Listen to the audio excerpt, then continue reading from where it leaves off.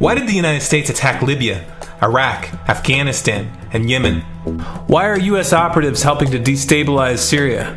And why is the United States government so intent on taking down Iran, in spite of the fact that Iran has not attacked any country since 1798?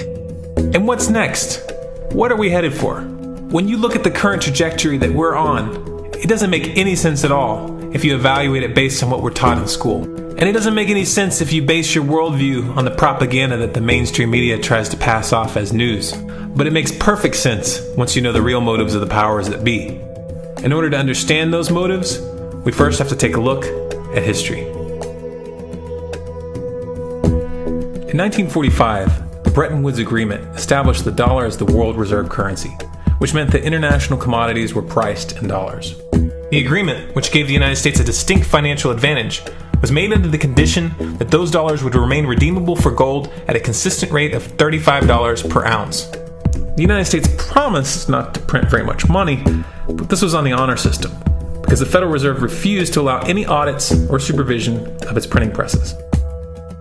In the years leading up to 1970, expenditures in the Vietnam War made it clear to many countries that the U.S. was printing far more money than it had in gold. And in response, they began to ask for their gold back. This, of course, set off a rapid decline in the value of the dollar. The situation climaxed in 1971 when France attempted to withdraw its gold and Nixon refused. On August 15th, he made the following announcement. I have directed the Secretary of the Treasury to take the action necessary to defend the dollar against the speculators. I have directed Secretary Connally to suspend temporarily the convertibility of the dollar into gold or other reserve assets, except in amounts and conditions determined to be in the interest of monetary stability and in the best interest of the United States. This was obviously not a temporary suspension, as he claimed, but rather a permanent default. And for the rest of the world who had entrusted the United States with their gold, it was outright theft. In 1973, President Nixon asked King Faisal of Saudi Arabia to accept only U.S. dollars as payment for oil and to invest any excess profits in U.S. Treasury bonds, notes, and bills. In return, Nixon offered military protection for Saudi oil fields. The same offer was extended to each of the world's key oil-producing countries, and by 1975, every member of OPEC had agreed to only sell their oil in U.S. dollars. The act of moving the dollar off of gold and tying it to foreign oil instantly forced every oil-importing country in the world to start maintaining a constant supply of Federal Reserve paper. And in order to get that paper, they would have to send real physical goods to America. This was the birth of the petrodollar. Paper went out, everything America needed came in, and the United States got very, very rich as a result. It was the largest financial con in recorded history.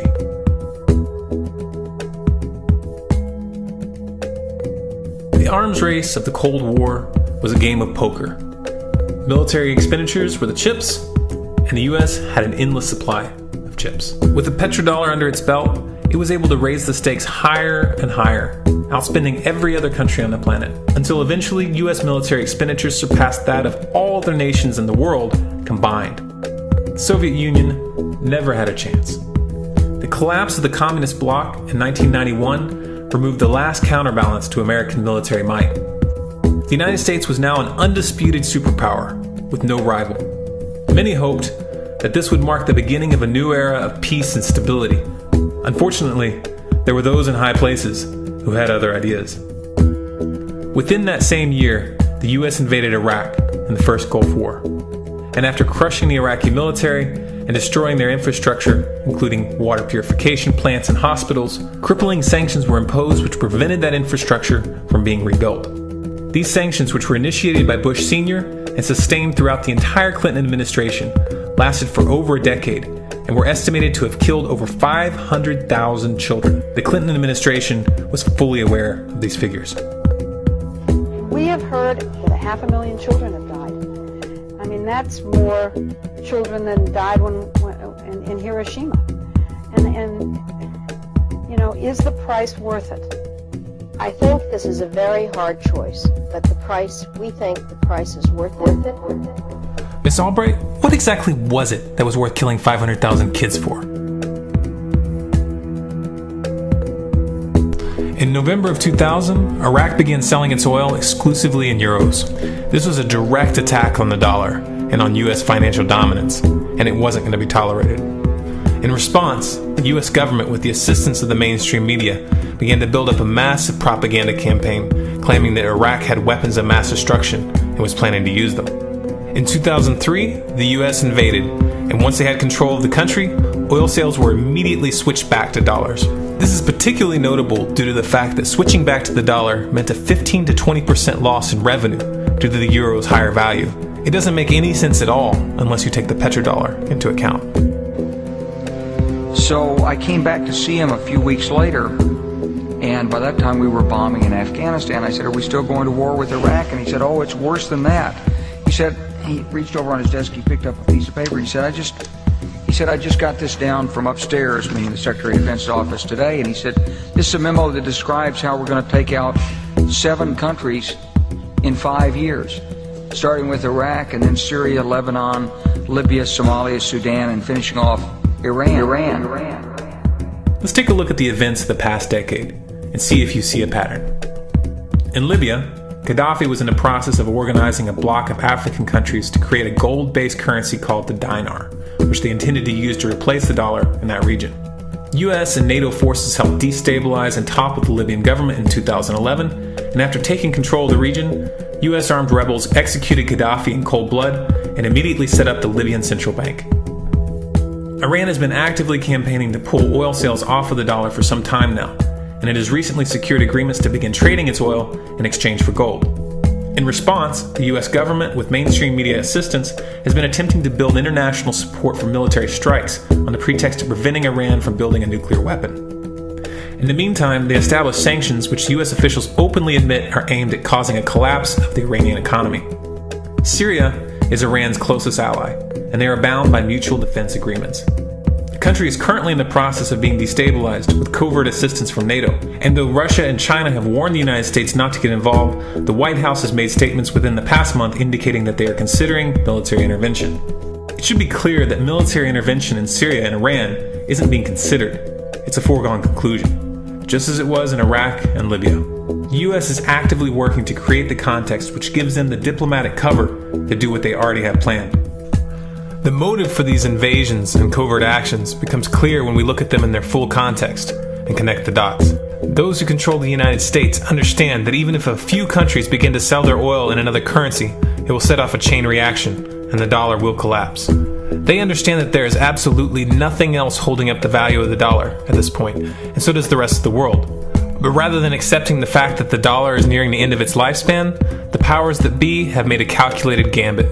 They have decided to use the brute force of the US military to crush each and every resistant state in the Middle East and Africa. That in itself would be bad enough, but what you need to understand is that this is not going to end with Iran. China and Russia have stated publicly and on no uncertain terms that they will not tolerate an attack on Iran or Syria. Iran is one of their key allies, one of the last independent oil producers in the region, and they understand that if Iran falls, then they will have no way to escape the dollar without going to war. And yet the United States is pushing forward in spite of the warnings. What we are witnessing here is a trajectory that leads straight to the unthinkable. It's a trajectory that was mapped out years ago in full awareness of the human consequences. But who was it that put us on this course? What kind of psychopath is willing to intentionally set off a global conflict that will lead to millions of deaths just to protect the value of a paper currency? It obviously isn't the president. The decision to invade Libya, Syria, and Iran was made long before Obama had risen to the national spotlight. And yet, he's carrying out his duty just like the puppets that preceded him. So who is it that pulls the strings? Often the best answer to questions like this are found by asking another question. Qui bono? Who benefits? Obviously, those who have the power to print the dollar out of thin air have the most to lose if the dollar were to fall. And since 1913, that power has been held by the Federal Reserve. The Federal Reserve is a private entity owned by a conglomerate of the most powerful banks in the world. And the men who control those banks are the ones who pull the strings. To them, this is just a game. Your life and the lives of those you love are just pawns on their chessboard. And like a spoiled 4-year-old who tips the board onto the floor when they start to lose, the powers that be are willing to start World War III to keep control of the global financial system. Remember that when these wars extend and accelerate. Remember that when your son or your neighbor's son comes back home in a flag-draped coffin. Remember that when they point the finger at the new boogeyman, because the madmen who are running this show will take this as far as you allow them to. So how much time do we have left? It's a question I hear constantly, but it's the wrong question. Asking how much time we have left is a passive posture. It's the attitude of a prisoner who's waiting to be taken out to a ditch and shot in the back of the head. What are our chances? Can we change course? Also the wrong question. The odds don't matter anymore. If you understand what we're facing, then you have a moral responsibility to do everything in your power to alter the course that we're on, regardless of the odds. It's only when you stop basing your involvement on the chances of success that success actually becomes possible. To strip the ill-begotten power from the financial elites and to bring these criminal cartels to justice will require nothing less than a revolution. The government is not going to save us. The government is completely infiltrated and corrupt to the core. Looking to them for a solution at this point is utterly naive. There are 3 stages of revolution, and they are sequential. Stage 1 is already underway. Stage 1 is the ideological resistance. In this stage, we have to actively work to wake up as many people as possible about what is happening and the direction we're headed. All revolutions originate from a shift in the mindset of the population, and no other meaningful resistance is possible without it. Success in this stage of the game can be measured by the contagion of ideas. When an idea reaches critical mass, it begins to spread on its own and seeps into all levels of society. In order to achieve that contagion, we need more people in this fight. We need more people speaking out, making videos, writing articles, getting this information onto the national and international stage. And we especially need to reach the police and the military. Stage 2 is civil disobedience, also known as nonviolent resistance. In this stage, you put your money where your mouth is, or more accurately, you withhold your money and your obedience from the government, and you do everything in your power to bring the gears of the state to a halt. Practiced in mass, this method alone is often enough to bring a regime to its knees. However, if you fail at this stage, Stage 3 is inevitable. Stage 3 is direct physical resistance. Direct physical resistance is the last resort, and it should be avoided and delayed as long as possible, and it should only be invoked after all other options have been thoroughly exhausted. There are those who talk tough and claim that they will resist when the time comes, but what those people fail to realize is that if you are inactive during the first 2 stages and save your efforts for the last resistance, then you will fail. When the Nazis were moving door to door, dragging people out of their homes in Germany, that was the time to fight back physically. But due to the lack of ideological resistance and civil disobedience leading up to that moment, even an armed uprising would have likely failed at that point. An armed uprising can only succeed if the people have established an attitude of active resistance. And active resistance is only possible after their minds have broken free from the mainstream propaganda. If you want to fight back, it's now or never. You're not going to get another chance, and the stakes are far higher than they were in Nazi Germany.